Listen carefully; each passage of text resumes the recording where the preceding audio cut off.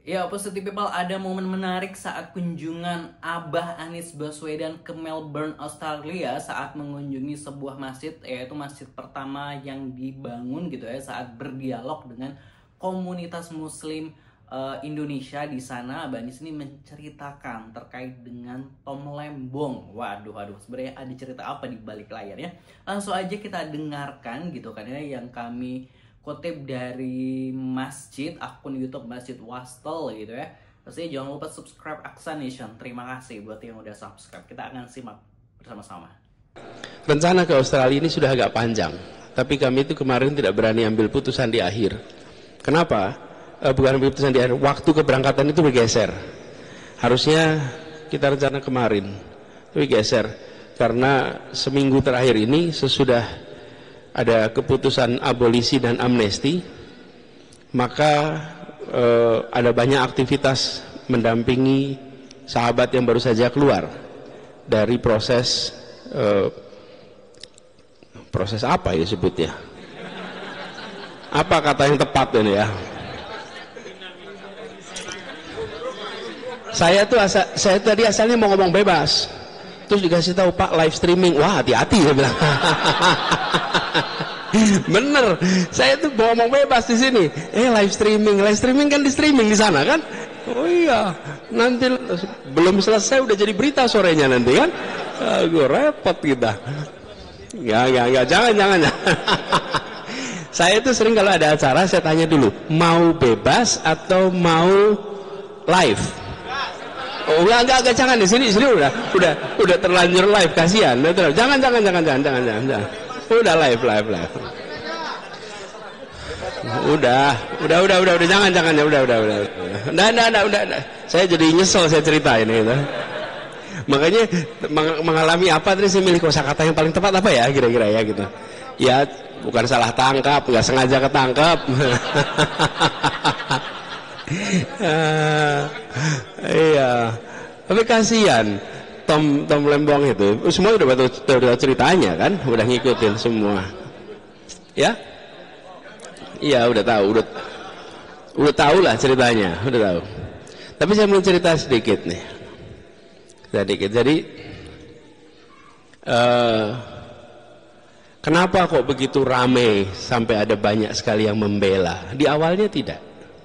Kenapa di awalnya tidak? Karena kita di Indonesia sudah sering sekali menyaksikan orang yang dipersepsikan baik, jujur, pas di pengadilan banyak sekali masalah ternyata.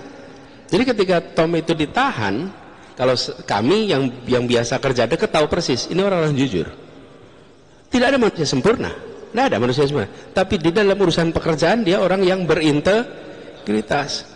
Didikannya itu didikan berintegritas. Ya Bapak Ibu sekalian merasakan bukan sekolah-sekolah di sini dididik berintegritas. Malam hari lampu merah ya berhenti, ya kan? Ke masjid berangkat sandal pulang sandal kan gitu. Nah, iya kan? Itu kan kita diajarin kan jangan sampai ke masjid berangkat sandal pulang. Satu. Kalau ditanyain kenapa upgrade Pak, kata upgrade. Jadi seperti nggak dosa gitu upgrade itu.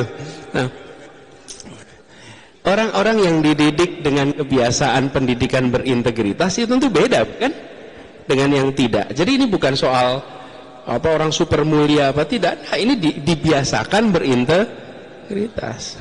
Nah, tapi apa yang menarik, kok rame-rame dibela ketika mulai proses peradilan berlangsung, ada teman-teman kita itu mengirimkan semua data-data itu kepada aktivis-aktivis anti korupsi, mengirimkan kepada mantan-mantan penyidik KPK yang mereka membaca, dan ketika mereka membaca satu-satu, apakah itu dakwaan, apakah pembelaan, mereka di situ merasakan ini ada yang tidak benar.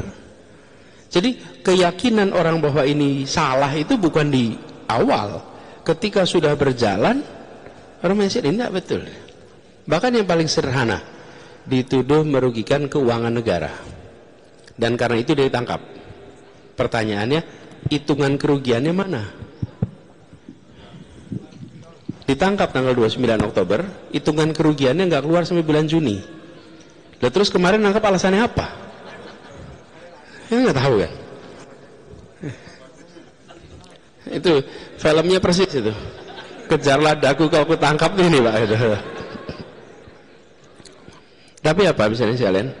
Ketika tokoh-tokoh utama memilih untuk bicara, ada satu podcast yang podcast itu dua orang, dua-duanya mantan penyidik KPK. Satu namanya Novel, satu namanya Aulia. Dua-duanya membahas tentang kasus ini dan dua-duanya menunjukkan betapa salahnya kasus ini. Itu yang membuat begitu banyak orang berani membuat konten membela. Karena tidak semua orang memiliki pemahaman soal hukum. Kenapa? Loh, dua orang ini dua orang yang hobinya nangkap koruptor. Dua orang ini orang yang sangat benci pada koruptor. Ketika dua orang ini pertama kali dalam seumur hidup mereka membela orang yang dipidana, sesuatu pasti salah. Semua orang bergerak ramai. Ini yang saya ingin sampaikan sebagai hikmah. Ada kata-kata bijak orang tua dulu. Kejahatan itu menang bukan karena banyaknya orang jahat, tapi karena banyaknya orang baik yang memilih diam dan mendiamkan. Betul kan? Ketika orang-orang baik memilih bergerak dan tidak mendiamkan, maka kejahatan itu kalah, tumbang. Begitu orang-orang baik itu bergerak semua, ramai semua, di mana-mana membela, maka yang memegang kekuasaan bergetar. Tidak bisa ini. Ini bisa menjadi krisis kalau tidak dilakukan intervensi. Sehingga terjadilah intervensi itu. Itu bukan sesuatu yang diam begitu saja. Itulah sebabnya menurut saya, ini pesan buat kita semua nih. Jangan diam dan mendiamkan. Ya, ketika ada sebuah kezaliman, tindak ketidakadilan, kejahatan, karena itulah yang membuat langgeng. Nah, banyak dari kita memilih diam dan mendiamkan. Nah, kalau diam aja nggak ada efeknya sama sekali.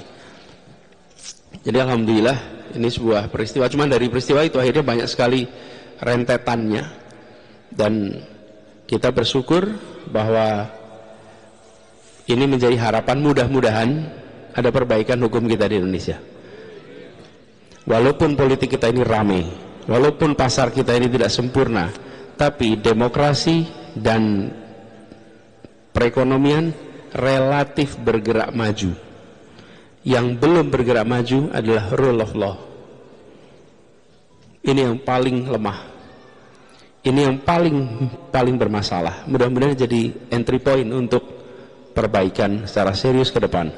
Banyak sekali orang yang tidak mau berinvestasi di Indonesia, atau koreksi, banyak orang yang tidak mau tanda tangan kontrak investasi di Indonesia. Mau invest tapi nggak mau tanda tangan di Indonesia. Kenapa? Karena mereka tidak yakin bila ada masalah muncul kepastian hukum. Tanda tangannya di mana? Di Singapura.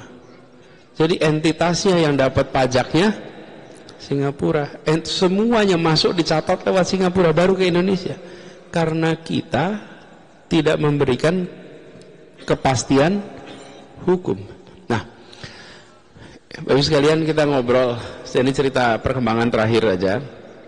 Mudah-mudahan bertahap pelan-pelan nanti akan bisa ada perbaikan di negeri kita. Walaupun Bapak Ibu nggak merasakan karena ada di sini. Di sini merasakan ya, alhamdulillah.